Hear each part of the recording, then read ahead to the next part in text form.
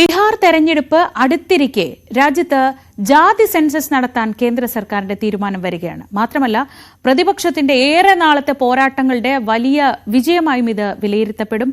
അത്യന്തം നാടകീയമായിട്ടായിരുന്നു ഇന്നലെ ഈ ജാതി സെൻസസ് നടത്താനുള്ള തീരുമാനത്തിന്റെ പ്രഖ്യാപനം.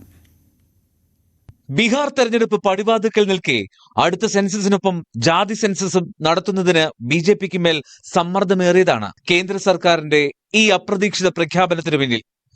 ജാതി സെൻസസിന് എന്താണ് നടപടിയെന്ന് ആഭ്യന്തര മന്ത്രാലയം വ്യക്തമാക്കണമെന്ന് ഇതര പിന്നാക്ക വിഭാഗക്ഷേമത്തിനുള്ള പാർലമെന്ററി സമിതിയിൽ പ്രതിപക്ഷത്തിനൊപ്പം ഭരണമുന്നണിയിലെ JDUവും LJPയും ആവശ്യപ്പെട്ടിരുന്നു.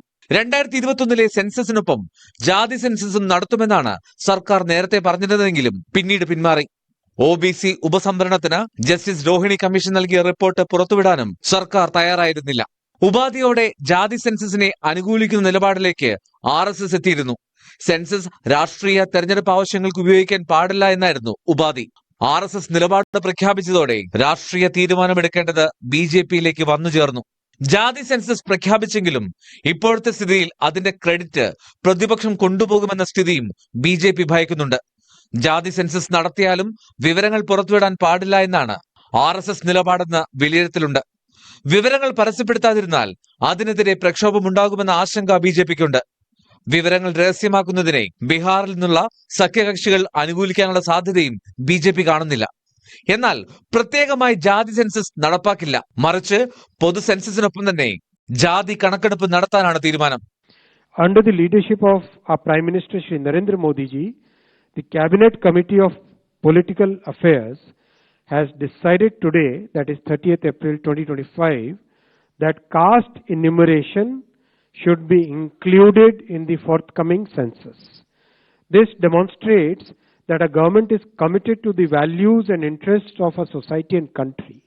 Like in the past, when a government had introduced 10% reservation for the economically weaker sections of the society without causing any stress in any section of the society. രാജ്യത്ത് ജാതി സെൻസസ് നടപ്പിലാക്കണമെന്ന് രാഹുൽ ഗാന്ധിയുടെ നേതൃത്വത്തിൽ കോൺഗ്രസും പ്രതിപക്ഷ പാർട്ടികളും ഒന്നടങ്കം ഏറെക്കാലമായി ആവശ്യപ്പെടുന്നു. पार्लियामेंट में हमने कहा था कि कास्ट सेंसस को हम करवा के छोड़ेंगे,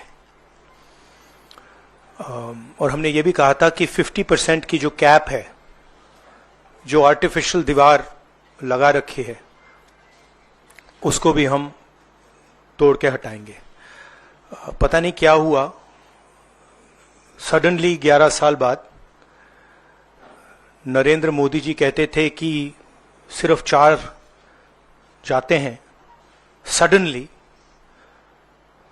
का सेंसस का अनाउंसमेंट किया. ദേശീയ സെൻസസിനൊപ്പം ജാതി തിരിച്ചുള്ള കണക്കെടുപ്പ് കൂടി നടത്തുന്നത് വലിയ പ്രവർത്തനങ്ങൾ ആവശ്യമായ ഒന്നാണ്. ഇതിനുള്ള തയ്യാറെടുപ്പുകളും രീതിശാസ്ത്രവും സംബന്ധിച്ച് സർക്കാർ ഉടൻ വ്യക്തത വരുത്തുമെന്നാണ് പ്രതീക്ഷിക്കുന്നത്. പട്ടികജാതി പട്ടികവർഗ വിഭാഗങ്ങളുടെ കണക്കുകൾ നിലവിൽ സെൻസസിൽ ശേഖരിക്കുന്നുണ്ടെങ്കിലും OBC വിഭാഗങ്ങളെയും മറ്റ് ജാതി വിഭാഗങ്ങളെയും കുറിച്ചുള്ള വിശദമായ കണക്കെടുപ്പ് സ്വാതന്ത്ര്യാനന്തര ഇന്ത്യയിൽ ഇതാദ്യമാണ്.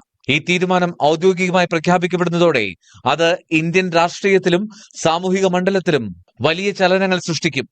സംവരണ നയങ്ങളെയും രാഷ്ട്രീയ പ്രാതിനിധ്യത്തെയും വിഭവ വിതരണത്തെയും ഇത് കാര്യമായി സ്വാധീനിച്ചേക്കാം. News desk, News 18.